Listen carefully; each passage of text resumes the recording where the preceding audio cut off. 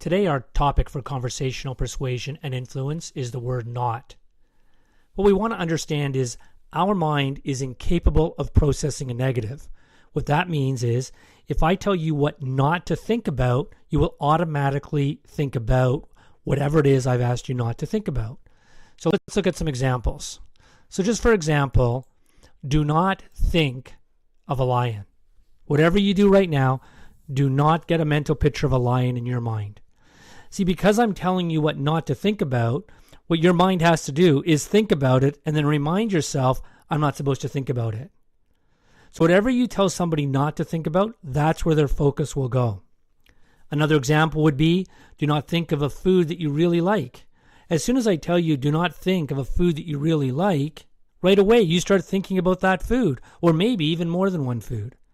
Because I've drawn your attention to what you really should not be thinking about. And maybe that's one of the reasons that a lot of diets don't work, because they give you a list of foods that you really like and tell you, do not eat these and do not think of these.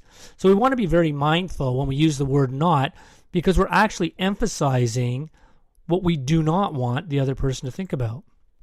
So let's have some fun with some homework. What I want you to do is I want you to listen to other people and notice how you, as well as they, are using the word not in conversation. Are you telling somebody what not to do, or are you telling them what you want them to do? Are you getting their focus on the undesirable outcome or the desirable outcome? We want to tell them what to think about as opposed to telling them what not to think about. So in your personal practice, stop saying what you don't want someone to focus on and start saying what you do want someone to focus on, because you're going to draw their attention to anything you say after the word not. If you're interested in more information on conversational persuasion influence, check out our website at positivestrategies.com. And while you're there, be sure to sign up for our mailing list, where you'll get regular updates on different ideas around conversational persuasion and influence.